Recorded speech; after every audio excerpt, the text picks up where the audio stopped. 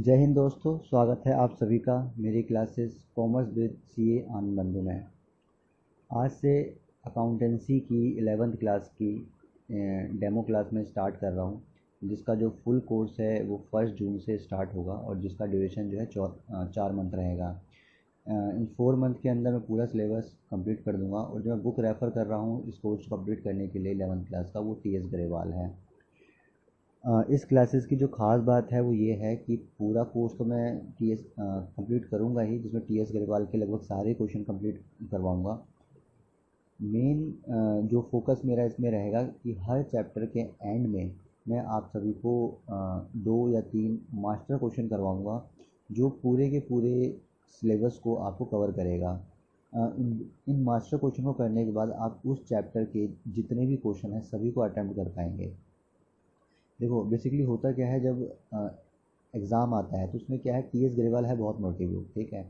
तो उस समय सारे क्वेश्चन को रिपीट करना या टेस्ट के टाइम पे सारे क्वेश्चन को रिपीट करना, रिवाइज करना बहुत डिफ़िकल्ट रहता है। तो उस समय जो मेरा ये मास्टर क्वेश्चन रहेगा 2 या 3 क्वेश्चन, ऐसे पूरे बुक का मिला के 25 से 30 क्वेश्चन जो हैं आपके मास्टर क्वेश्चन हैं, उनको रिवाइज करना बहुत ईजी रहता है और ये आपके सारे एस्पेक्ट को कवर करेगा और इसको करने का तो आपको कुछ भी और करने की ज़रूरत नहीं है, इसकी पूरी गारंटी मैं लेता हूँ, ठीक है। दूसरी बात क्या है कि इस कोर्स के अंदर आपको सारा जो सिलेबस है वो तो कंप्लीट करवाऊँगा ही, साथ में आपको जो नोट्स हैं वो भी मैं आपको प्रोवाइड करवाऊँगा, ठीक है। तो चलिए स्टार्ट करते हैं, आपको ज़्यादा टाइम ना लेते हुए। इससे पहले मैं क्लास स्टार्ट करूँ उससे पहले आप मेरे बारे में जान लीजिए। मैं आनंद बंधु, I have done CA, MBA, M.Com and B.Com, okay, and currently I am working with the Food Corporation of India as a account officer and मुझे लगभग 15 साल का जो टीचिंग एक्सपीरियंस है वो है, ठीक है, जिसमें मैंने 11th-12th के अकाउंट्स एंड इकोनॉमिक्स का, ग्रेजुएशन लेवल पे accounts, economics, income tax and audit का। तो मुझे 15 साल का पूरा एक्सपीरियंस है इस पढ़ाने का, ठीक है। तो चलिए आज स्टार्ट करते हैं आज की क्लासेस।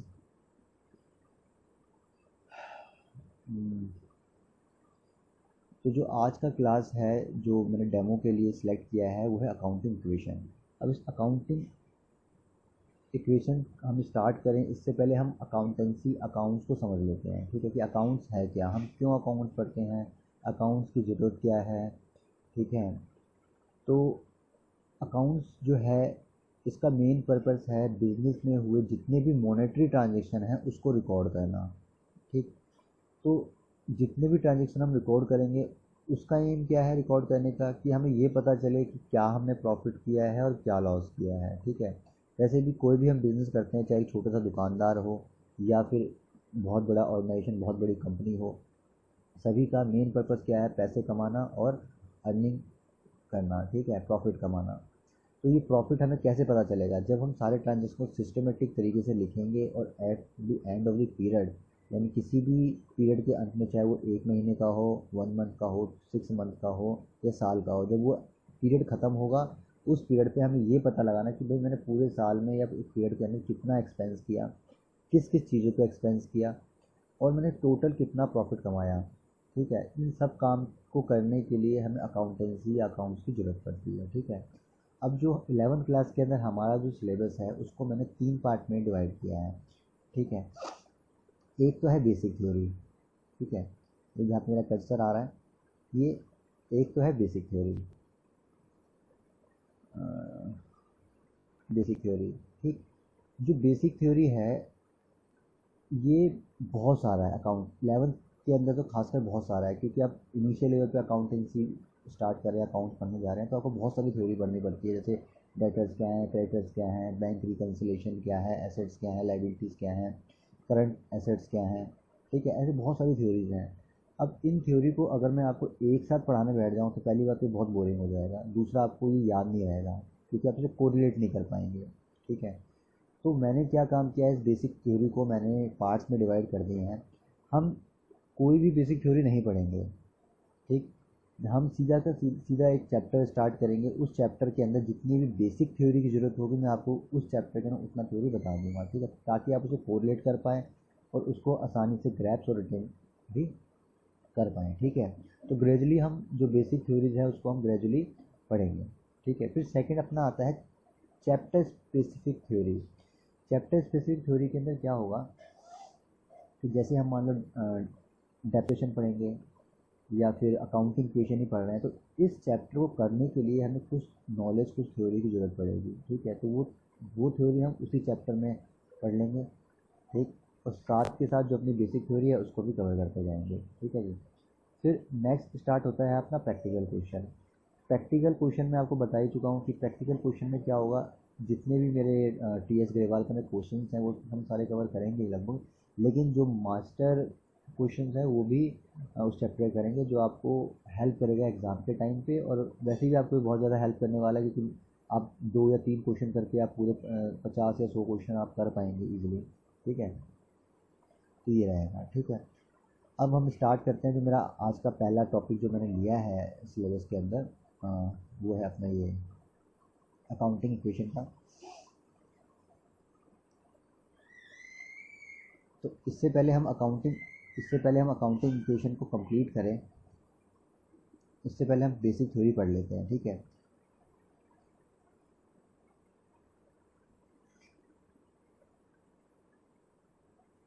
चलो जी। तो बेसिक थ्योरी में क्या है, सबसे पहला कॉन्सेप्ट जो अकाउंट्स का है वो है कि owner and business both are the different entity and both are real. इस बात को ध्यान से सुनना और इसको अपने दिमाग में बिल्कुल बैठा लेना, क्योंकि अगर ये नहीं समझ में आएगा तो अकाउंट्स में आप कुछ भी नहीं कर पाएंगे, ठीक। मैं इसको आपको समझाता हूँ एक सेकंड।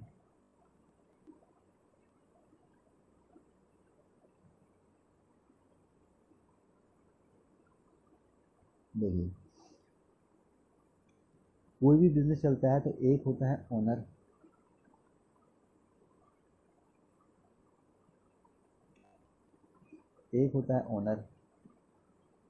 और दूसरा होता है उस ओनर का बिजनेस, ठीक है। लेट सपोज कि हमने एक जूते का दुकान खोला, ठीक है। तो जब हम जूते का दुकान खोला तो एक तो उसका मालिक होगा, और एक उसका दुकान होगा जो उसका बिजनेस है, जहाँ पे उसके सारे स्टॉक्स हैं, जहाँ वो सारा ट्रांजेक्शन करता है, लेन देन करता है, वो उसका बिजनेस हो गया, ठीक है। तो अकाउंटिंग पर्पस के हिसाब से जो उसका मालिक है ए, और जो उसका बिजनेस है, ये दोनों ही अलग बंदे हैं, ठीक है। ये एक नहीं है। मालिक जो है, ओनर जो है, वो बिजनेस को लोन देगा और बिजनेस से लोन लेगा भी, ठीक है।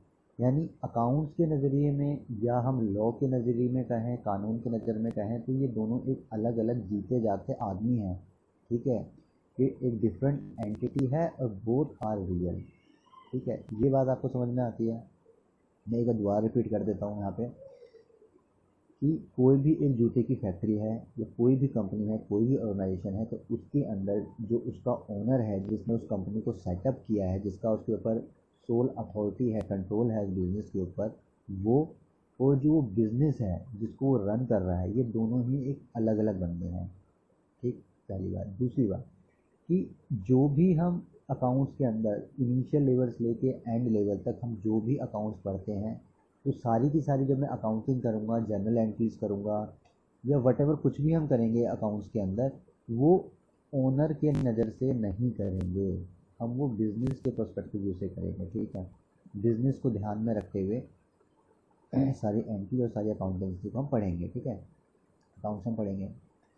सेकंड थिंग, मैं कोई भी चीज़ कहता हूँ, जैसे कि लोन लिया गया, ठीक है। अगर कोई लोन लिया गया तो लोन किसने लिया, ओनर की बात कर रहा हूँ मैं या बिज़नेस की बात कर रहा हूँ, ठीक है। मैं बिज़नेस की बात कर रहा हूँ। बुक के अंदर कहीं पे भी कोई भी ट्रांजेक्शन लिखा हुआ है, जब तक अनटिल अनलेस जब तक स्पेसिफाई नहीं है, हम यही मान के चलेंगे कि ये ट्रांजेक्शन हुआ है वो बिज़नेस के पर्सपेक्टिव से हुआ है, ठीक। जैसे कि एक ट्रांजेक्शन लिखता हूँ मैं, रेंट पेड।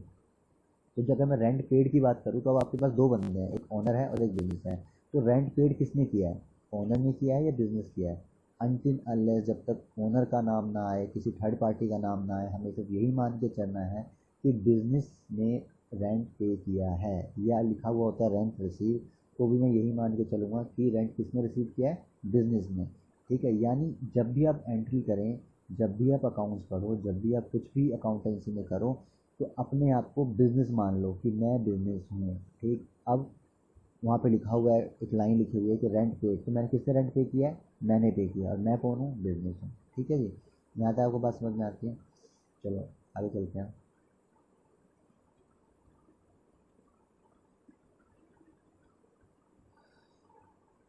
नेक्स्ट टॉपिक है अपना थ्योरी में डबल अकाउंटिंग सिस्टम।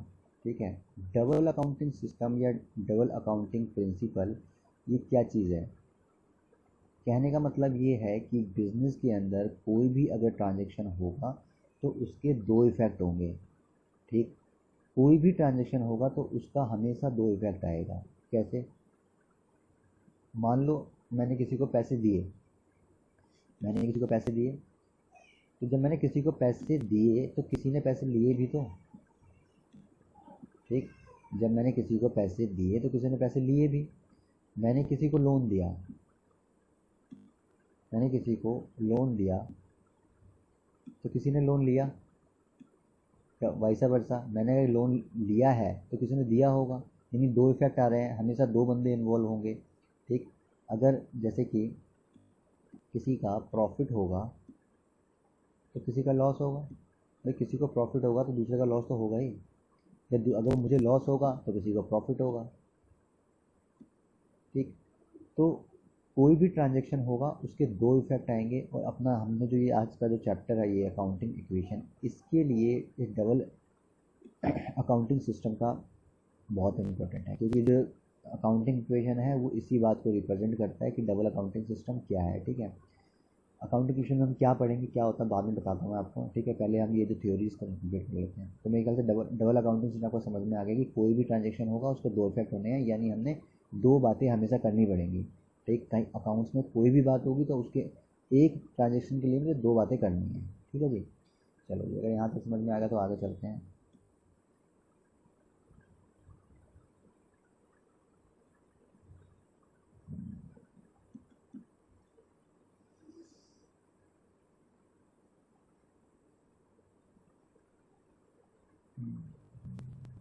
चलिए जी, नेक्स्ट अपना टॉपिक है profit and loss account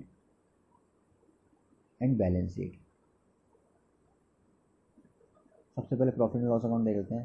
profit and loss account क्या है कि पहली बात तो ये पूरे साल के लिए या किसी पीरियड के लिए बनाया जाता है। ठीक है, एक महीने के लिए बनाया जा सकता है, 6 महीने के लिए, 3 महीने के लिए, साल भर के लिए, 2 साल के लिए। ठीक है, मतलब जब भी ये बनाया जाएगा तो किसी पीरियड, एक पर्टिकुलर पीरियड के लिए बनाया जाएगा, किसी एक दिन के लिए नहीं है।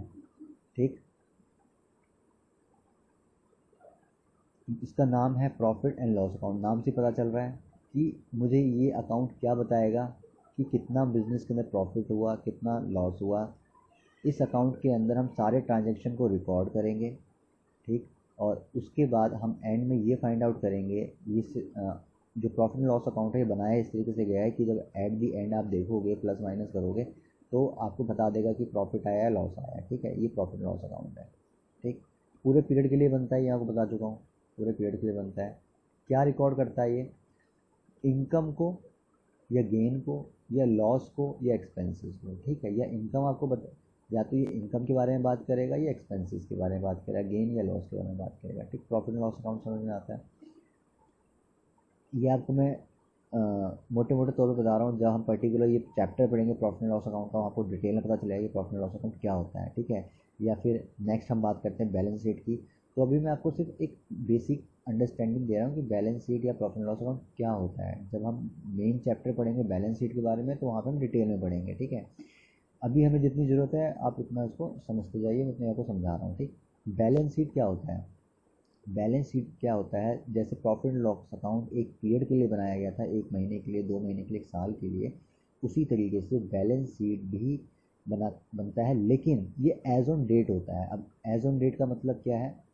एज ऑन डेट का मतलब है, एज ऑन डेट का मतलब है कि किसी एक दिन पे 31 मार्च 2020, 31 मार्च 2020 को हमारे कंपनी में क्या एसेट्स हैं और क्या लाइबिलिटीज़ हैं। ठीक है, हम हमें लोगों से कितना पैसा लेना है और हमारे कितना उधारी हम पे, हमें कितना पैसा देना है। ये एक दिन की बात करता है कि आज के दिन पे क्या है, यानी बैलेंस शीट जो है रोज़ चेंज हो जाएगा।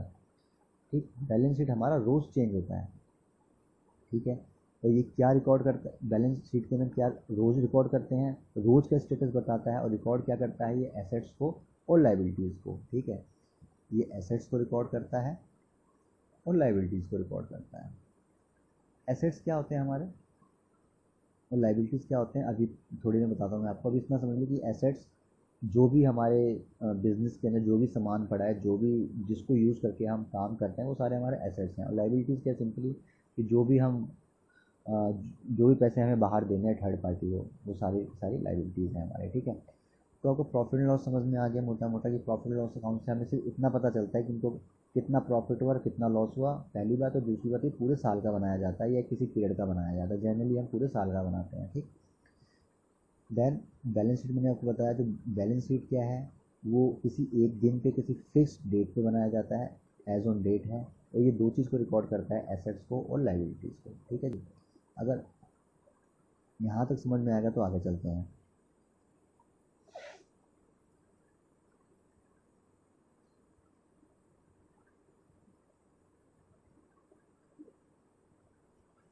अब नेक्स्ट टर्म आ रहा है अपने पास, कैपिटल। ठीक, कैपिटल क्या है, देखो कैपिटल क्या है। मैंने अभी आपको ऊपर कहा था एक बात कि जो ओनर है और बिजनेस है वो दो अलग बंदे हैं। ठीक है, एक सेकंड में पेन ले लूँ।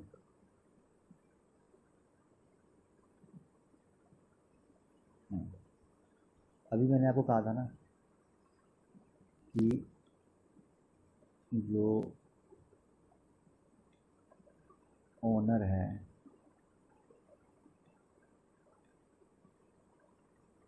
और जो बिजनेस है, दो अलग अलग बंदे हैं। ठीक, तो ओनर क्या करता है, जब बिजनेस स्टार्ट करेगा तो कुछ ना कुछ पैसे लगाएगा। भाई जब आप बिजनेस स्टार्ट करोगे तो कुछ तो पैसे लगाओगे उसके अंदर। चाहे आप छोटी सी दुकान खोल लो आटे चावल बेचने की, तो आटा चावल आप पहले खरीदोगे तभी तो बेचोगे, है ना। तो लेट सपोज कि उसने 1000 रुपये का आटा चावल खरीदा उसको आगे बेचने के लिए, और 10% का प्रॉफिट उसमें ऐड किया। तो आपका 1000 रुपये और 1000 रुपये पे 10% का प्रॉफिट कितना हो गया, 100 रुपये, यानी 1100 का माल बेचेगा। ठीक, लेकिन 1000 रुपये की उसने जो इन्वेस्टमेंट किया है, वो 1000 रुपये ओनर ने किसको दे दिया है, बिजनेस को दे दिया है। ठीक है ना, वो जो 1000 रुपये हैं जो उसने माल खरीदा आगे बेचने के लिए फर्दर, वो किसने किसको दे दिया है, ओनर ने बिजनेस को दे दिया है। तो बिजनेस के पास कितने रुपए आ गए, बिजनेस के पास दो चीज़ आई। मैंने कहा था ना कि हर ट्रांजेक्शन का दो इफेक्ट होगा। बिजनेस के पास दो चीज़ आया, एक तो कैश आ गया, कैश कर लो। अभी समझाने के लिए मैं कैश लेके चलता हूँ, क्योंकि 1000 रुपये लगाए हैं ओनर ने, तो बिजनेस में 1000 रुपये लगाए हैं, तो एक तो 1000 रुपये का कैश आ गया। दूसरा एक चीज़ और आ गई बिजनेस में, क्या कि बिजनेस तो ओनर से अलग है। तो बिजनेस ने ओनर से 1000 रुपये लिए हैं, तो अगर मैं किसी से 1000 रुपये लूँगा तो उसको लौटाऊँगा भी तो, है ना। जब उसको मैं 1000 रुपये लौटाऊँगा तो मेरे पास क्या, एक लाइबिलिटी जनरेट हो गई, एक देनदारी जनरेट हो गई, तुमको देना है, मेरी देनदारी है। ये जो ओनर पैसा लगाता है बिजनेस के अंदर, इसे कहते हैं कैपिटल।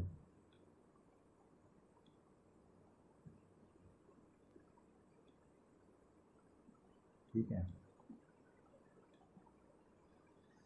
ये जो ओनर बिजनेस के अंदर पैसा लगाता है उसे कहते हैं कैपिटल। ठीक, अब ये जो ओनर है ये तो अपने बिजनेस से जुड़ी थोड़ी ना सिर्फ पैसे ही लगाएगा, पैसे भी लगाएगा और सामान भी लेके आएगा। जैसे कि एक जूते की दुकान का मैं दोबारा से एग्जांपल लेता हूँ, तो छोटे मोटे अपने काम के लिए वो कुछ पैसे भी रखेगा, मान लो 10,000 रुपये रख लिए, 1000 रुपये रख लिए, कुछ जूते खरीदेगा, फर्नीचर खरीदेगा, कंप्यूटर खरीदेगा। तो ये सारे सामान जो ये बिज़नेस के अंदर लेके आ रहा है, ठीक है, जैसे कंप्यूटर लाया, फर्नीचर्स लाया, ठीक है, कैश कैश लेके आया, ठीक है। तो ये सारा क्या है, ये सारा सामान ला के वो किसको दे रहा है, बिजनेस को दे रहा है। ठीक, तो बिज़नेस को जब ये सारा सामान दे रहा है तो बिज़नेस के पास तो उधारी आ गई ना कि भाई इसने ओनर से कैश लिया है, फर्नीचर लिया है, कैपिटल लिया है। ये सारा चीज़ क्या कहलाएगा? कैपिटल। ठीक है यहाँ तक? यानी ओनर अपनी बिजनेस के अंदर जो भी चीज़ लेके आता है उसे हम क्या कहते हैं? कैपिटल। यहाँ तक समझ में आ गया कि कैपिटल क्या चीज़ है। ठीक, अब आगे चलते हैं, एक बार पढ़ भी लेते हैं कैपिटल में क्या लिखा है यहाँ पर। Amount invested by the owner in the firm is known as a capital. It may be brought in the form of cash or assets by the owner. Cash मैंने बता दिया, कैश तो कैसे हो गया। एसेट्स मतलब जो फर्नीचर लेके आ रहा है, कंप्यूटर लेके आ रहा है, और जो भी सामान बिजनेस के लिए, बिजनेस में बिजनेस पर्पस के लिए जो भी सामान लेके आ रहा है वो क्या है? एसेट्स हैं। ठीक है, तो यहाँ तक बात समझ में आ गई। ये हो गया कैपिटल। इसी के साथ आता है ड्राइंग। ठीक, ड्राइंग क्या है? कैपिटल का जस्ट उल्टा है। अभी इसने क्या करा था? ओनर ने बिजनेस को कुछ पैसे दिए थे, कुछ एसेट्स दिए थे, कुछ सामान दिया था। ठीक है, ये सारा कैपिटल करा था। लेकिन जब यही ओनर बिजनेस में से कुछ पैसे या कुछ एसेट्स निकाल लेता है, किस काम के लिए? अपने पर्सनल काम के लिए। एक बात ध्यान रखना, पर्सनल काम, पर्सनल यूज़। जब भी जो मालिक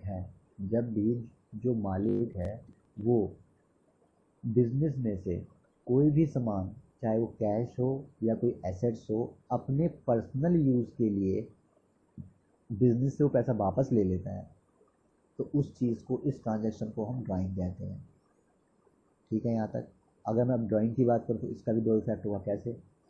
लेट सपोज कि ओनर ने 500 रुपये बिजनेस से निकाल लिए अपने पर्सनल यूज़ के लिए, तो कैश माइनस हो जाएगा, साथ में कैपिटल ही माइनस हो जाएगा। कैश क्यों माइनस होगा? कि भाई 500 रुपये ले लिए तो कैपिटल क्यों माइनस कम हो गया बिजनेस में से? क्योंकि जो देनदारी थी बिजनेस के पास वो भी तो कम हो गई, तो डबल इफेक्ट हो गया। ठीक, तो कैपिटल में आपको समझा चुका हूँ और ड्राइंग समझा चुका हूँ। ठीक है,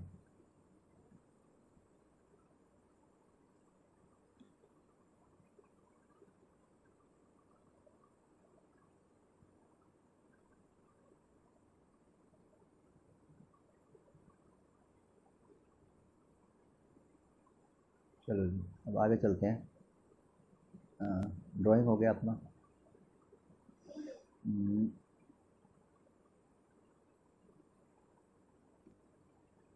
ड्राइंग के बाद चलते हैं एसेट्स पे। एसेट्स क्या चीज़ है?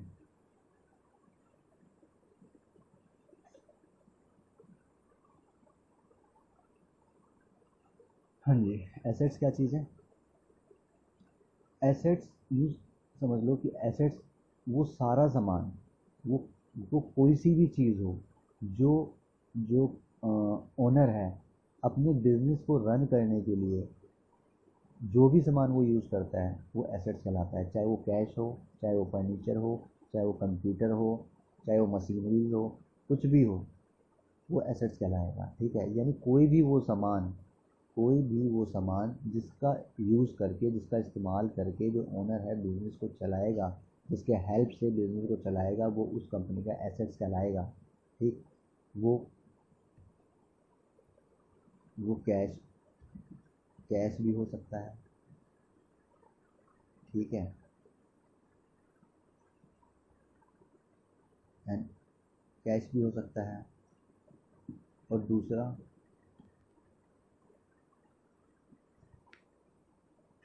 कैश हो गया, और दूसरा कोई भी आइटम,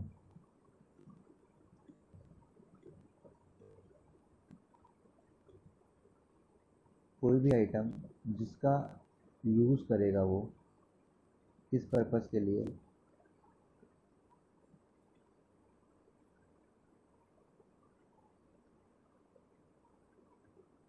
बिजनेस को क्या करने के लिए?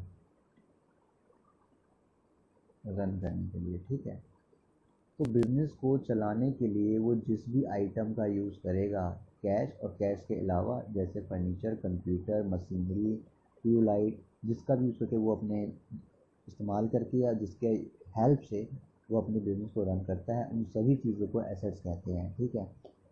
अब एसेट्स भी आगे अलग अलग टाइप के होते हैं, वो हम बाद में पढ़ेंगे। बस आपको इतना याद रखना है यहाँ पे कि एसेट्स क्या होता है, ठीक है। चलो जी, एसेट्स हो गया। अब आते हैं लाइबिलिटी। लाइबिलिटी क्या चीज़ हुई?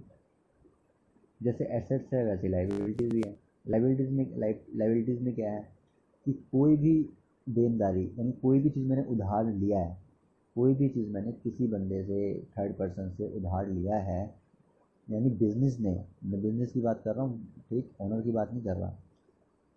बिजनेस ने किसी से भी उधार लिया है, वो सारी की सारी वो क्या कहलाएगी? उसकी लाइबिलिटीज़ कहलाएगी, ठीक। यानी जो भी उसकी देनदारी होगी वो क्या कहलाएगी? लाइबिलिटीज़ कहलाएगी।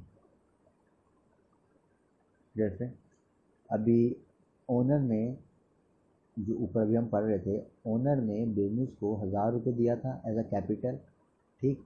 तो बिजनेस के लिए वो जो कैपिटल थी वो क्या थी? लाइबिलिटी थी, ठीक। यानी कैपिटल जो है एक लाइबिलिटी का पार्ट है।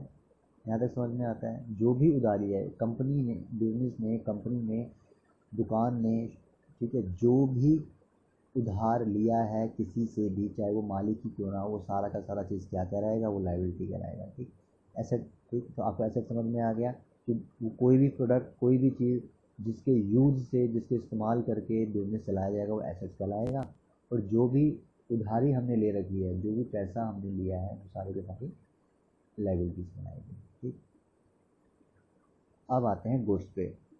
ये गुड्स एंड परचेज, ये बहुत इंपॉर्टेंट फैक्टर है, ये ध्यान से सुनना। गुड्स क्या चीज़ है? देखो, जब आप अभी क्वेश्चन सॉल्व करोगे, बुक को पढ़ोगे, क्वेश्चंस करोगे, तो उसमें आपको दो तरीके की बातें होंगी। परचेज ऑफ गुड्स, ठीक, purchase of goods, purchase of furniture, purchase of computer, ठीक है। तो एक जगह तो मैं गुड्स यूज़ कर रहा हूँ, परचेज ऑफ गुड्स, ठीक, परचेज ऑफ गुड्स। अगली ट्रांजेक्शन आपको दिखेगी purchase of furniture, purchase of computer. तो कुछ चीज़ों को तो मैं नाम से बुलाऊंगा, फर्नीचर परचेज़ किया, कंप्यूटर परचेज़ किया, कर्टन परचेज़ किया, ठीक है, वट एवर इट इज़, जो भी हमने परचेज़ किया उसको मैं नाम से बुलाऊंगा। लेकिन कुछ प्रोडक्ट ऐसे होंगे जिसको मैं गुड्स बोलूँगा, कि परचेज ऑफ गुड्स। वो चीज़ क्या होगा, किस चीज़ के लिए मैं गुड्स कहूँगा? तो गुड्स, जब भी आप गुड्स को देखो, आपको जहाँ भी गुड्स लिखा हुआ दिखे, उसका आपको पढ़ के क्या मतलब निकालना है, इस बात को मैं समझाता हूँ, ठीक है। गुड्स क्या है? जैसे अभी मैंने कहा था कि जूते की दुकान है, तो वो आइटम जिसको मैं फर्दर बेचूंगा, जिसको मैं फर्दर बेचूंगा, वो मेरा गुड्स कहलाएगा। जैसे कि एक जूते की दुकान है, तो जूते की दुकान के अंदर मैं ट्यूबलाइट भी खरीदूंगा, कंप्यूटर भी खरीदूंगा और जूते भी खरीदूंगा, ठीक है, क्योंकि जूता मेरा काम है, जूता मैं बेचूंगा, तो जूता बेचने के लिए फिर खरीदूंगा भी तो जो चीज़ मैं बेच दूंगा वो क्या कहलाएगा? गुड्स। यानी जूता मेरे लिए क्या है? गुड्स है। लेकिन जब मैं फर्नीचर खरीदा, कंप्यूटर खरीदा, वो मैं बेचूंगा नहीं, मैं उसे यूज़ करूंगा, ठीक है ना। तो उसको तो मैं नाम से बुलाऊंगा कि purchase of, purchases of computer, purchase of furniture, purchases of tubelight, ठीक है, एट्सेट्रा। लेकिन जब मैं जूते को खरीदूंगा तो उसके लिए मैं गुड्स यूज़ करूंगा, चाहे बेचूंगा तो भी और खरीदूंगा तो भी, तो मैं उसके लिए क्या करूंगा? गुड्स खरीदूंगा, ठीक है। यानी वो आइटम जिसको मैं फर्दर बेचूंगा, ठीक है, वो आइटम जिसको मैं फर्दर बेचूंगा, ठीक है, उस चीज़ को मैं क्या कहता हूँ? गुड्स। यानी बेसिकली वो जो कंपनी है जिस चीज़ में बेसिकली डील करती है उसको हम गुड्स कहते हैं। लेट सपोज कि एक इलेक्ट्रॉनिक्स की कंपनी है, तो वो फ्रिज भी बेचेगा, कंप्यूटर भी बेचेगा, टीवी भी बेचेगा, वॉशिंग मशीन भी बेचेगा। तो ये सारे आइटम उस कंपनी के लिए क्या कहलाएंगे? गुड्स कहलाएंगे, ठीक है। क्यों? क्योंकि वो कहीं से खरीदता है इस माल को, उसमें अपना प्रॉफिट ऐड करता है और आगे फर्दर इसको बेच देता है। तो ये सारी की चीज़ क्या, ये सारी चीज़ क्या कहलाएंगी? गुड्स कहलाएंगी, ठीक है। यानी वो सारी आइटम जो वो बिजनेस आगे फर्दर बेचने वाली है वो क्या कहलाएगी? गुड्स कहलाएगी, ठीक है जी। यहाँ तक कहानी समझ में आ गया आपको? चलो, नेक्स्ट है अपना परचेज।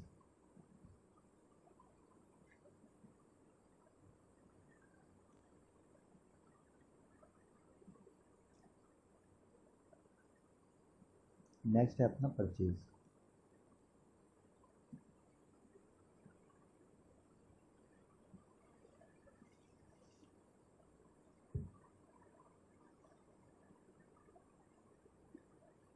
परचेजेस क्या है? कोई भी चीज़ जो भी मैं परचेज़ करूँगा वो परचेजेस है, चाहे वो गुड्स हो तो भी मैंने परचेज़ किया है, फर्नीचर खरीदा तो भी मैंने परचेज़ किया है। ठीक है, बस फ़र्क इतना है, जब मैं गुड्स परचेज़ करता हूँ तो ले लूँगा परचेज़ ऑफ गुड्स, जब मैं फर्नीचर परचेज़ करूँगा तो ले लूँगा परचेज़ ऑफ फर्नीचर। ठीक, ये कहानी नहीं है परचेज़ के अंदर, दिक्कत यहाँ नहीं है। दिक्कत यहाँ पे आएगी आपको कि परचेज़ को रिप्रेजेंट करने के दो तरीके हैं और दोनों के अलग अलग मतलब भी हैं। ठीक, क्या मतलब है ये? मैं लिखूँगा purchase of goods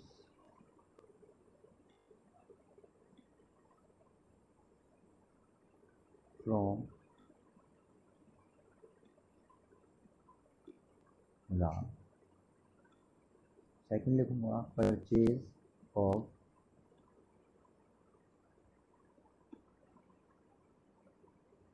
goods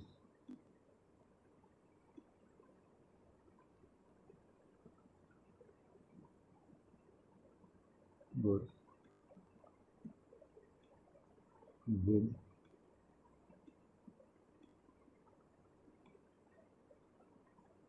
cash. ठीक, तो जहाँ पे मैंने परचेज किया है कैश में, वहाँ पे मैं लिखूँगा साफ साफ कैश। ठीक है, अब परचेज ऑफ गुड्स में गुड्स भी हो सकता है, फर्नीचर भी हो सकता है, अदर आइटम कुछ भी हमने परचेज किया है। अगर मैंने वहाँ कैश लिखा है तो ओके है, इसका मतलब साफ साफ है कि ये सामान मैंने कैश में ख़रीदा है। मैं दुकान पे गया, मैंने पैसे दिए और सामान उठा के ले आया, ये मेरा कैश है। ठीक, लेकिन अगर मैं लिख देता हूँ purchase of goods from Ram, अगर किसी का नाम आ गया तो इसका मतलब ये है कि वो सामान उधार में ख़रीदा गया है। ठीक, वो जो सामान मैंने परचेज़ किया है, चाहे वो गुड्स हो, चाहे वो फर्नीचर हो, चाहे वो फ्रिज हो, अदर आइटम कुछ भी हो, वो चीज़ें मैंने परचेज़ किया है, उस परचेज़ के आगे अगर मैं किसी का नाम डिनोट करता हूँ तो इसका मतलब है कि वो सामान मैंने उधार ख़रीदा है। यानी जब मैंने उसको उधार ख़रीदा है यानी क्रेडिट पे ख़रीदा है, यानी वो जिससे मैंने ख़रीदा वो मेरे क्या हो गए, वो मेरे क्रेडिटर हो गए। ठीक है ना, अभी सिर्फ परचेज पे कंसंट्रेट करते हैं कि अगर नाम आ गया तो इसका मतलब क्या है, मैंने वो सामान उधार में ख़रीदा है, क्रेडिट पे ख़रीदा है। ठीक, अगर पैसे से ख़रीदूंगा तो कैश लिखूंगा, अगर मैं कैश नहीं लिख रहा तो वो ये नहीं कहेगा कि उधार ख़रीदा गया या क्रेडिट पे ख़रीदा गया, वो ये कहेगा कि purchase of goods, purchase of furniture या purchase of anything from Ram, from X, from Y, from Z. Okay, तो अगर वहाँ पे नाम आ जाए तो इस ध्यान रखना कि ये चीज़ उधार खरीदी गई है। ठीक है, चलो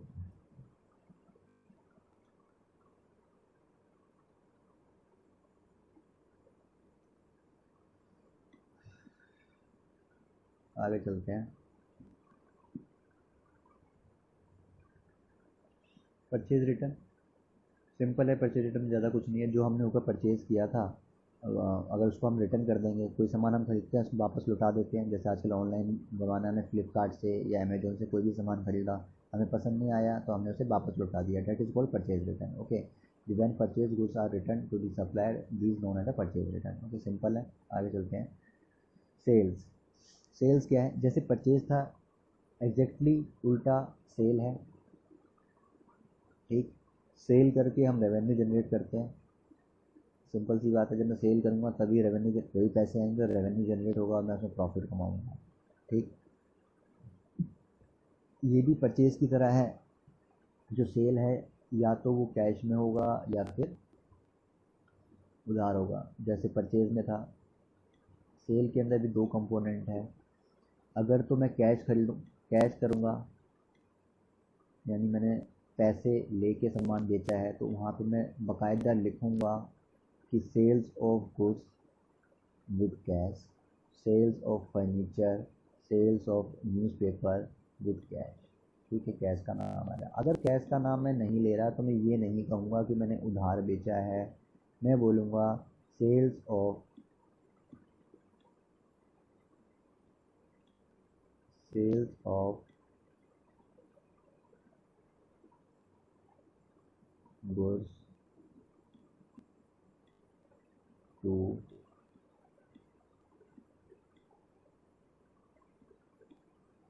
राम और XYZ, ठीक है। यानी वहाँ पे किसी पर्सन का, किसी थर्ड पर्सन का नाम डिनोट हो जाएगा, ठीक है। यानी जब भी मैं उधार में काम करता हूँ, चाहे परचेज करता हूँ तो या सेल करता हूँ, तो जब भी उधार में काम करता हूँ तो मैं क्या काम करता हूँ, मैं वहाँ पे बंदे का नाम डिनोट कर देता हूँ, ठीक है। अदरवाइज़ कैश में लिखूँगा वहाँ पे, ठीक। यहाँ तक कहानी समझ में आ गई। चलो नेक्स्ट चलते हैं।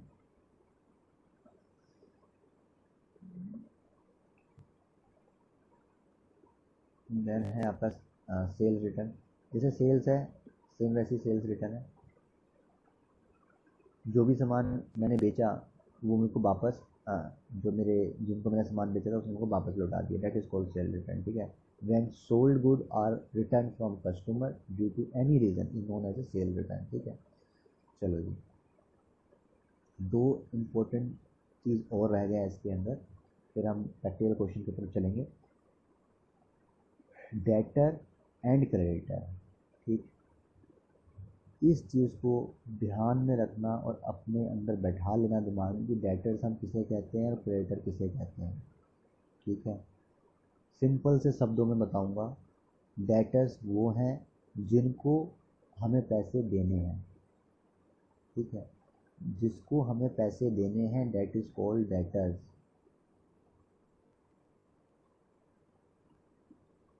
ठीक।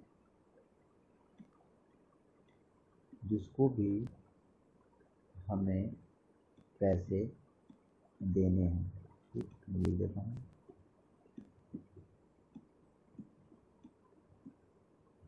सॉरी उल्टा बोल रहा हूँ, एक सेकंड।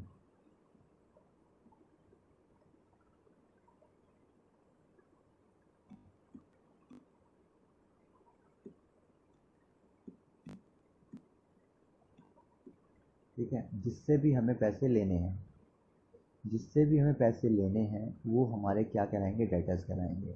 जिससे भी मुझे पैसे लेने हैं वो मेरे डेटर कहलाएंगे। अब पैसे आप किससे लोगे, जिसको आप सामान बेचोगे, जिसको आप सामान बेचोगे वो हमारे क्या होंगे, कस्टमर होंगे। यानी जो भी हमारे कस्टमर होते हैं और उनको अगर मैंने उधार सामान बेचा है तो वो मेरा क्या बनता है, डेटर बनता है, ठीक। यानी जिससे भी मुझे पैसे लेने हैं वो मेरे डेटर्स हैं। यानी जिसको भी मैंने उधार सामान बेचा है, सामान किसको बेचूंगा, कस्टमर को। यानी जो भी मेरे उधार वाले कस्टमर हैं वो सारे मेरे डेटर्स कहलाते हैं, ठीक। यहाँ तक बात समझ में आ गई। सिंपल शब्द में दोबारा रिपीट कर रहा हूँ कि जिससे मुझे पैसे लेने हैं वो मेरे डेटर्स कहलाएंगे। सेम उल्टा, जिससे मुझे जिसको मुझ जिसको मुझे पैसे देने हैं,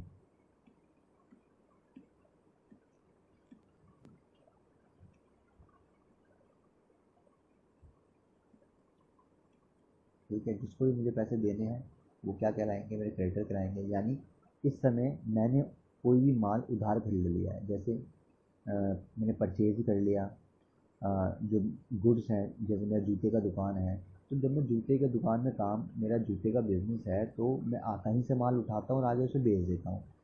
तो जब मैं आगे माल उधार में बेचता हूँ तो कहीं से मैं माल उधार उठाता भी तो होऊंगा, है ना। तो अगर मैंने सामान, कोई भी सामान उधार में खरीदा है तो मैं क्या बन जाऊंगा, मैं क्रेडिटर बन जाऊंगा, ठीक। यानी जिनको मुझे पैसे देने हैं वो मेरे क्या बन जाएंगे, क्रेडिटर बन जाएंगे। डेटर समझ में आ गया। जिससे मुझे पैसे लेने हैं वो मेरे डेटर्स हैं और जिसको मुझे पैसे देने हैं वो क्रेडिटर हैं, ठीक।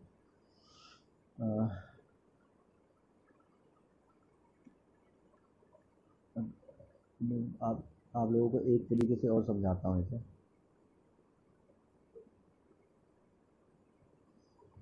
क्या करते हैं, ये ए है, ठीक। ये ए जो है समझ लो ये आप हो,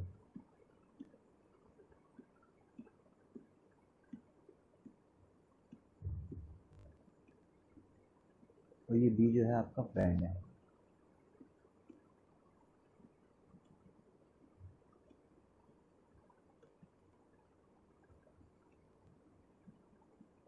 ठीक, ये आपका फ्रेंड है। ए को, ये जो आप हो, आपने अपने फ्रेंड को कुछ पैसे उधार दे दिए, तो आपको बी से अपने फ्रेंड से पैसे लेने हैं। तो ये जो आपका फ्रेंड है ना, ये अब आपका क्या बन जाएगा, डेटर बन जाएगा, क्योंकि आपको इससे पैसे लेने हैं। अगर आपको अपने फ्रेंड से पैसे लेने हैं तो वो क्या बन जाएगा आपका, वो आपका डेटर बन जाएगा। ठीक, इसका उल्टा, मान लो कि आपने अपने फ्रेंड से पैसे उधार ले लिए। अगर आपने अपने फ्रेंड से पैसे उधार ले लिए, जो आपका वो फ्रेंड है, वो फ्रेंड ना रह के क्या बन जाएगा, क्रेडिटर बन जाएगा। ठीक, तो डेटर क्रेडिटर समझ में आ गया। अगर यहाँ तक बात समझ में आ गई तो हम आगे चलते हैं और अब आते हैं अकाउंटिंग इक्वेशन की तरफ कि अकाउंटिंग इक्वेशन क्या है।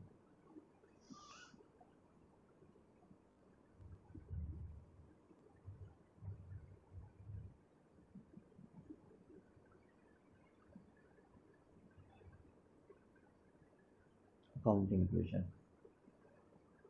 अकाउंटिंग इक्वेशन जो बेसिकली क्या है, अकाउंटिंग इक्वेशन हमें ये अंडरस्टैंड करने में हेल्प करता है कि कोई भी अगर कंपनी के अंदर ट्रांजेक्शन होगा तो उसका बैलेंस शीट पे क्या फ़र्क पड़ेगा।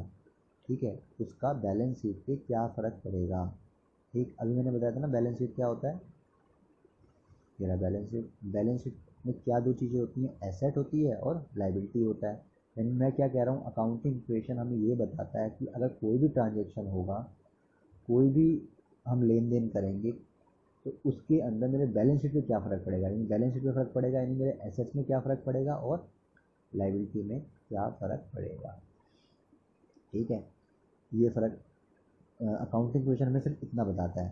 ठीक, तो अकाउंटिंग इक्वेशन का एक फॉर्मूला है सिंपल सा कि एसेट्स बराबर होते हैं कैपिटल इजिकल टू लाइबिलिटी। अभी मैंने आपको थोड़ी देर पहले क्या बताया था कि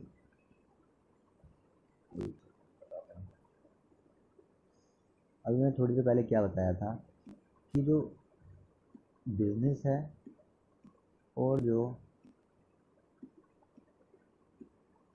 ओनर है, ये दोनों अलग हैं।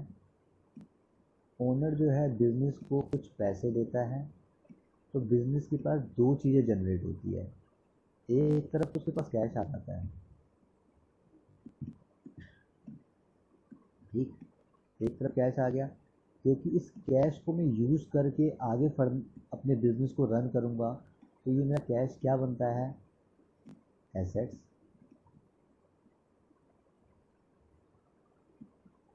ठीक है, ये मेरा एसेट बन जाता है। लेकिन बिजनेस को ओनर से पैसे मिले हैं, देनदारी भी तो हो गई, बिजनेस को कभी ना कभी ओनर को पैसे लौटाने पड़ेंगे ना, ये मेरी लाइबिलिटी जनरेट हो गई। और इस पैसे को मैंने क्या नाम दिया था,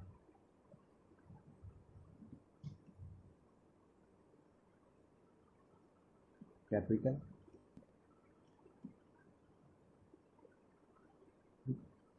तो अब आप एक चीज़ यहाँ पे समझो कि इसने मेरे को 1000 रुपये दिया, 1000 रुपये से कैश आया जो मेरा एसेट बन गया। ओनर ने 1000 रुपये दिए थे, तो बिजनेस को कभी ना कभी 1000 रुपये लौटाने पड़ेंगे मालिक को, तो वो मेरा कैपिटल बना, यानी मेरी लाइबिलिटी बन गई। तो एक चीज़ आप देख रहे हो कि एसेट्स इजल टू लाइबिलिटी। जो भी कभी भी जो मेरा एसेट्स होगा वो हमेशा किसके बराबर होगा, लाइबिलिटी के बराबर होगा। और लाइबिलिटी क्या होता है, लाइबिलिटी को मैं तोड़ दिया है, एक कैपिटल और प्लस लाइबिलिटी। कैपिटल यानी मालिक, जो पैसे मालिक को लौटाने हैं उसको मैं कैपिटल बोल दूंगा, और मालिक को छोड़ के जो भी पैसे अदर थर्ड पर्सन को लौटाने हैं उसको मैं सिंपल लाइबिलिटी बोल दूंगा। ठीक है, तो assets equal to capital plus liability. एक एग्जांपल और देता हूँ। ओनर है, ओनर ने बिजनेस को 1000 रुपये दिए। ठीक, एक कोई और बंदा था जिसको मैं सी का नाम दे देता हूँ, इस सी ने भी बिजनेस को 500 रुपये दे दिए, लेकिन सी मालिक नहीं है। तो कंपनी के पास टोटल पैसे कितने आ गए, 1500। यानी मेरे पास एसेट जनरेट हो गया 1500 का। सही है यहाँ तक। लेकिन कंपनी के पास कैपिटल प्लस लाइबिलिटी भी जनरेट हो गई। कैपिटल कैसे, कैपिटल 1000 रुपये के फॉर्म में, क्योंकि मालिक को कभी ना कभी 1000 रुपये लौटाने पड़ेंगे। और इस सी ने, जो भाई हमारा सी है, इसने भी तो 500 रुपये दिए हैं, तो बिजनेस को, कंपनी को कभी ना कभी 500 रुपये लौटाने पड़ेंगे। तो इस वाले फंड को मैं लाइबिलिटी बोलूँगा। 500 दोनों को मिला के 1500 बने थे, तो देखो ठीक है ना। एसेट्स बराबर क्या होते हैं, कैपिटल प्लस लाइबिलिटी।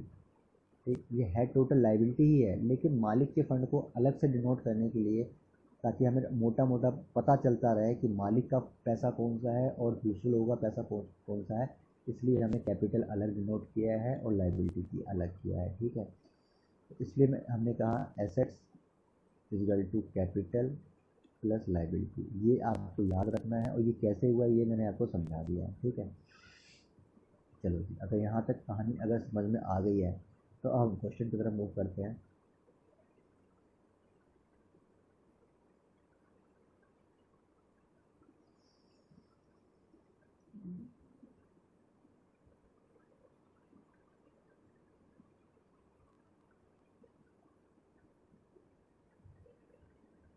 चलो जी, एक क्वेश्चन करते हैं।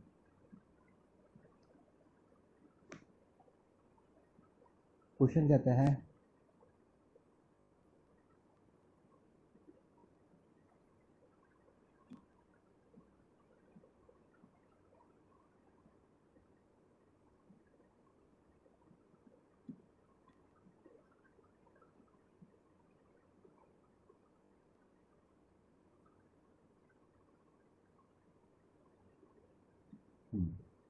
क्वेश्चन कहता है what will be the effect of following accounting equation, started business with cash, started business with cash. ठीक, सबसे पहले तो इस क्वेश्चन में करना क्या होता है, अकाउंटिंग इक्वेशन में आपको कुछ नंबर ऑफ ट्रांजेक्शन दिया होगा, कि नंबर ऑफ ट्रांजेक्शन दे देगा कि बिजनेस के अंदर क्या क्या हुआ। ठीक है, जैसे लिख दिया started business with cash, open the bank account with deposit, got good from the sons. ठीक है, ऐसी कुछ बातें वो आपको बता देगा। आपको इसको क्या करना है, उस अकाउंटिंग इक्वेशन जो भी हमने पीछे यहाँ पे पढ़ा था ना बेसिक में, यहाँ पे जो भी हमने बेसिक में पढ़ा था, ये assets equal to capital plus liability, आपको इस फॉर्म में इस सारे ट्रांजेक्शन को लिखना है। ठीक, और ये हर स्टेज पे दोनों साइड हमारे पास बराबर होना चाहिए। एक चीज़ मैं आपको और बता दूँ, यहाँ पे यहीं पे बता देता हूँ, तो क्या कि ये अभी जो हमने नीचे बैलेंस शीट पढ़ा था, बैलेंस शीट का एक फॉर्मेट होता है। क्या फॉर्मेट होता है,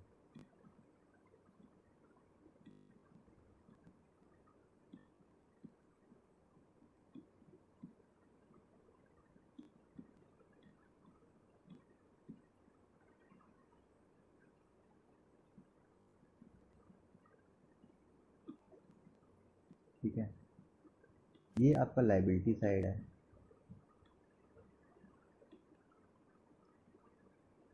ये आपका एसेट साइड है।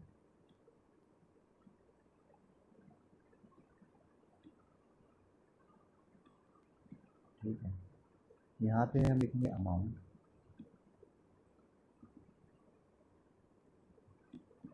सेम ऐसे ही यहाँ पे हम लिखेंगे अमाउंट, ये आपका बैलेंस शीट है। ठीक, तो ये साइड हमेशा ही आपका जो राइट हैंड साइड है वो एसेट बनेगा, और जो लेफ्ट हैंड साइड है वो लाइबिलिटी बनेगा। तो इन दोनों का टोटल जो है ना हमेशा इक्वल आना चाहिए। ठीक, और हम यहाँ भी यही कर रहे हैं, assets equal to capital plus liability, यानी ये वाला जो पूरा पोर्शन है ये लाइबिलिटी ही तो है,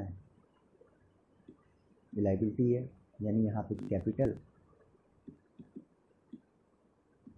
यहाँ पे कैपिटल होगा और प्लस लाइबिलिटीज होंगी, तो ये सारा मिलकर क्या बनेगा, लाइबिलिटी बनेगा। ठीक है, तो कैपिटल प्लस लाइबिलिटी और एसेट्स, और यही बैलेंस शीट है। तो बेसिकली हम अकाउंटिंग इक्वेशन पढ़ क्या रहे हैं, बैलेंस शीट पढ़ रहे हैं, कि बैलेंस शीट के अंदर कोई भी जो आइटम्स हैं, किसी भी ट्रांजेक्शन की वजह से उस चीज़ पे क्या इफेक्ट पड़ता है, यानी बैलेंस शीट पे क्या इफेक्ट पड़ता है, बैलेंस शीट के जो कंपोनेंट्स हैं उसके ऊपर क्या इफेक्ट पड़ता है, यही चीज़ हम पढ़ रहे हैं। ठीक है, एक सेकंड में सर मैं कर लूँ। चलो जी, अब चलते हैं क्वेश्चन की तरफ। अब इसने ट्रांजेक्शन दे दिया कि what will be the effect of following on the accounting equation, पहला काम। ठीक है, यहाँ हो गया।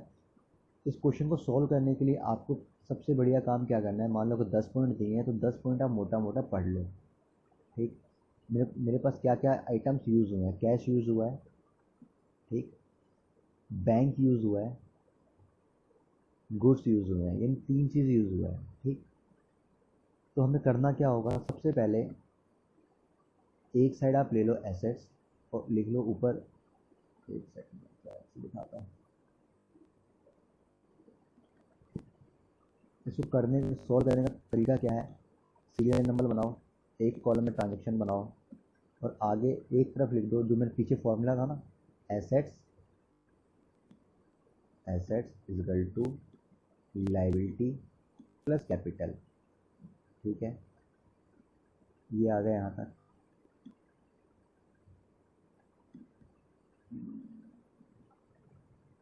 ठीक, ये लिख लिया। अब हम ट्रांजेक्शन पढ़ना स्टार्ट करते हैं। सबसे पहले क्या कहा उसने, started business with cash. Cash कितना आया, 45,000 रुपये। ठीक है, यानी स्टार्टेड बिजनेस विद कैश, यानी ओनर ने बिजनेस को 45,000 रुपये दिए हैं, राइट ना। जो ओनर है उसने बिजनेस को 45,000 दिए हैं, तो वही हर ट्रांजेक्शन, ये जितनी 1 2 3 ये जो भी लिखा हुआ है ये एक ट्रांजेक्शन है, पहला ट्रांजेक्शन, दूसरा ट्रांजेक्शन और तीसरा ट्रांजेक्शन। ठीक है, तो हर ट्रांजेक्शन में 2 इफेक्ट होने हैं। तो पहला ट्रांजेक्शन क्या हुआ, यहाँ पे मैंने लिख लिया, पहला ट्रांजेक्शन क्या हुआ, स्टार्टेड बिजनेस विद कैश, ये मैंने लिख लिया यहाँ पे। अब एसेट साइड में क्या आएगा, कैश, क्योंकि कैश को यूज़ करके मैं क्या करूँगा, फर्दर बिजनेस करूँगा। तो मैंने लिख लिया है भाई एसेट्स के नीचे, एसेट्स के नीचे क्या लिख दिया मैंने, कैश 45,000 रुपये आ गए। और कैपिटल, कैपिटल में क्या आ गया, 45,000 रुपये आ गया। भाई मालिक, क्योंकि मालिक ने 45,000 रुपये दिए हैं तो उस वाले पैसे को कैपिटल कहते हैं, तो मैंने 45,000 रुपये लिख दिया यहाँ पे।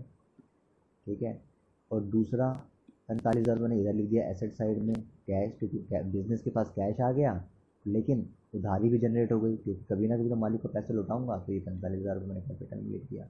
बस ये पहला ट्रांजेक्शन कंप्लीट हो गया। और ये जो इक्वल का साइन चल रहा है यहाँ से, ये दोनों साइड आपके हमेशा बराबर होना चाहिए। तो पहले पॉइंट के ऊपर आपका दोनों साइड बराबर हो गया क्या, चेक करो, इधर ही 45,000 आ गया, इधर ही 45,000 आ गया, यानी तराजू के दोनों जो साइड हैं वो बराबर आ गए हैं। ठीक है, यहाँ तक कोई दिक्कत नहीं। आगे चलते हैं। ये जो मैंने बोल्ड करके लिख रखा है ना, ये आपको लिखने की ज़रूरत नहीं है, ये मैंने टोटल कर रखा है कि इस पॉइंट पे टोटल कितना हो गया। ठीक है, कि इस पॉइंट पे इस ट्रांजेक्शन का टोटल कितना हो गया, तो इस चीज़ को आप नेगलेक्ट कर दो, ये चीज़ नहीं है। आपको सिर्फ इतना ही लेके चलना है कि इधर 45,000 आ गया, इधर 45,000 आ गया। नेक्स्ट देखते हैं, open a bank account with deposit of 4,500। अब ये जो 45,000 रुपये आए थे ना, इस 45,000 में से 4,500 रुपये मैंने कहाँ जमा कर दिए, बैंक में जमा कर दिए। ठीक है, तो कैश और बैंक, ठीक है, पहले मैंने यहाँ कैश लिख लिया था एसेट्स के नीचे, अब एसेट्स के नीचे क्या कर दूंगा, कैश प्लस बैंक। क्यों, क्योंकि बैंक और कैश, भाई पैसे मेरे पास पड़े हों या मेरे बैंक में पड़े हों, है तो वो मेरी कैश। ठीक है, उसी ऐसा समझ लो कि आपके पास पेटीएम है, तो जो पैसे आपके पास पेटीएम में पड़े हैं वो, और जो आपके जेब में पड़े हैं पैसे, हैं तो दोनों ही कैश। ठीक है, पेटीएम से भी आप सामान खरीद सकते हो और कैश से भी सामान खरीद सकते हो। ठीक है ना, तो दोनों ही एसेट्स हैं मेरे लिए। तो क्या होगा, मैंने क्या किया, सेकंड ट्रांजेक्शन लिखा और लिखा open a bank account with a deposit. तो मैंने 4500 में से 500 45,000 में से 4500 रुपये कहाँ दे दिए हैं, बैंक में दे दिए हैं। तो मेरा 4500 से कैश कम हो जाएगा। ठीक है, ये मैंने 4500 माइनस कर दिया। अकाउंट्स के अंदर इस ब्रैकेट का मतलब होता है, ये जो मैंने यहाँ ब्रैकेट लगाया है, इस ब्रैकेट का मतलब होता है माइनस। ठीक है, अकाउंट्स के अंदर ब्रैकेट का मतलब होता है माइनस। तो 45,000 में से मैंने 4500 रुपये माइनस कर दिए। ठीक, 4500 माइनस कर दिए और बैंक में मैंने वो 4500 रुपये डाल दिए। तो कैश मेरा इस समय कितना हो गया, 45,000 में से 45 हो गया तो 40,500 बच गया, है ना। और बैंक मेरे पास कितने आ गए, 4500 आ गए। तो 45,500 प्लस 4500, 45,000 ही होते हैं ना, इन दोनों को जोड़ोगे तो 45,000 हो जाएंगे। और ये तो एज इट इज़ नीचे आ गया, क्योंकि तो चलते ही रहेगा। अभी हमने मालिक को 4500 रुपये लौटाए तो नहीं है ना इस स्टेज पे, तो अभी कैपिटल मेरा उतना का उतना ही है। ठीक है, तो अब देख लो, इधर भी 45,000 रुपये है, इधर भी 45,000 रुपये है, यानी मेरा दोनों साइड मेरा बराबर है। ठीक है, यहाँ तक कोई दिक्कत नहीं है। चलो जी, अब आते हैं तीसरे ट्रांजेक्शन पे। लास्ट ट्रांजेक्शन क्या कहता है?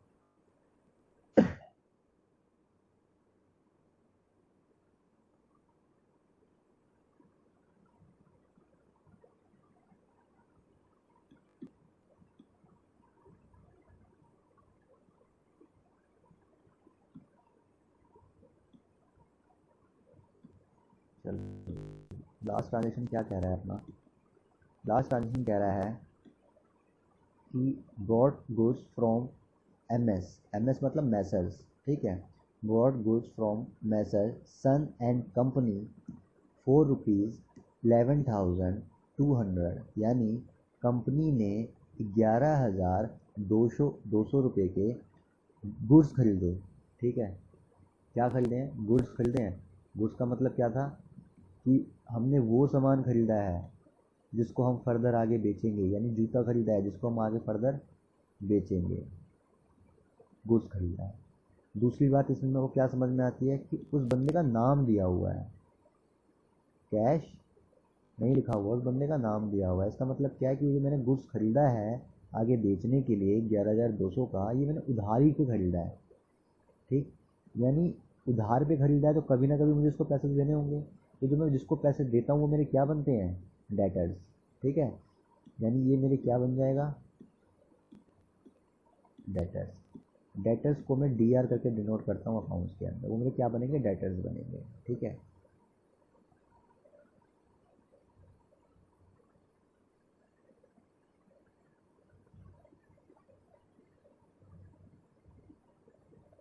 सॉरी, अब एक सेकेंड, मैं गलत बोल दिया, क्रेडिटर बनेंगे। हमने सेल नहीं किया ना, हमने परचेज किया है। ये मेरे क्या बन जाएंगे? ये मेरे क्रेडिटर बन जाएंगे। ठीक है, क्यों? क्योंकि मैंने परचेज़ किया है, परचेज़ ऑफ गुड्स किया है, मैंने सामान को परचेज़ किया है। तो अगर मैं सामान किसी से ख़रीदूँगा तो उसको पैसे मेरे को देने होंगे, आज नहीं कल तो पैसे दूंगा ना, तो वो मेरे क्या बनेंगे? मेरे क्रेडिटर बन जाएंगे। ठीक है, तो यहाँ ट्रांजेक्शन लिख लेते हैं। तीसरा number transaction, bought goods from M S sons and company. ठीक, तो जब मैंने सामान उधारी खरीद लिया तो क्या मेरा कैश कम हुआ? नहीं हुआ। क्या मेरा बैंक कम हुआ? नहीं हुआ।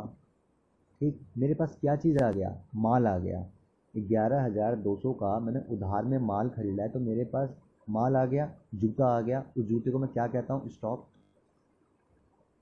ठीक है, वो जो हमने सामान खरीदा है, इस गुड्स को हम क्या कहेंगे? स्टॉक है ना हमारे पास, कि हम कहते नहीं है कि भाई अच्छा कितना स्टॉक पड़ा हुआ है, बिजनेस में कितना स्टॉक है। ठीक है, यानी बेचने के लिए जो सामान मैंने खरीदा उसको मैंने स्टॉक कह दिया। ठीक है, वो जो मैंने गुड्स खरीदा वो मैंने क्या है? वो मेरे स्टॉक बन गए।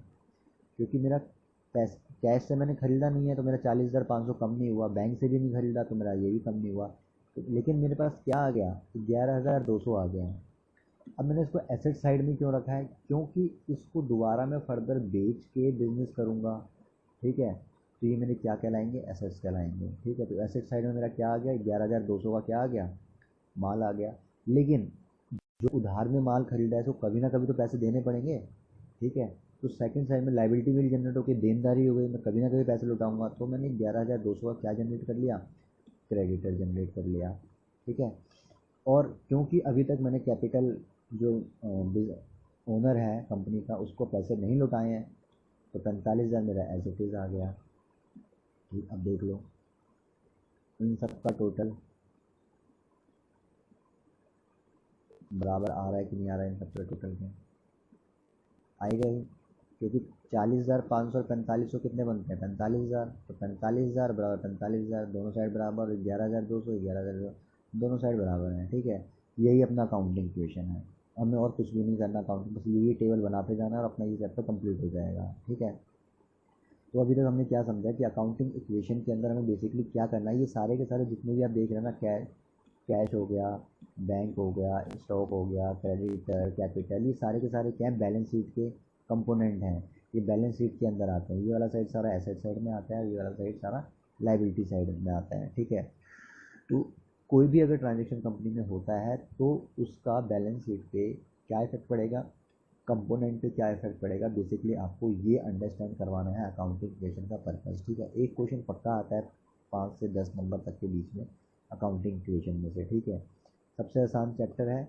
और ये चैप्टर करवाने का दूसरा मकसद ये भी होता है कि जितने भी कंपोनेंट है, जैसे कि आपका क्रेडिटर हो गए, डेटर्स हो गए, एसेट्स क्या है, लाइबिलिटी क्या है, बेसिकली ये समझ में आ जाए। ठीक है, तो आज के लिए इतना ही है। नेक्स्ट क्लास में यहीं से कंटिन्यू करेंगे सेकंड क्वेश्चन से। लगभग 30 क्वेश्चन हैं इसके अंदर, 25 से 30 क्वेश्चन हैं इसके अंदर, जो हम नेक्स्ट क्लास में शायद कंप्लीट कर लेंगे, या फिर एक क्लास और लगेगी अकाउंटिंग क्वेश्चन में कंप्लीट हो जाएगा हमारा। ठीक है, अगर आपके कोई भी इसमें डाउट्स हैं तो मुझे कमेंट बॉक्स में लिख दीजिए, या फिर मेरा जो व्हाट्सअप नंबर है आप उसके ऊपर भी मेरे से क्वेश्चन पूछ सकते हैं। ठीक है, थैंक्स फॉर वॉचिंग वीडियो। ठीक है, अगर अच्छा लगा हो आपको तो लाइक करें, सब्सक्राइब करें, शेयर करें और पेड क्लासेस को ज्वाइन करें। Thank you.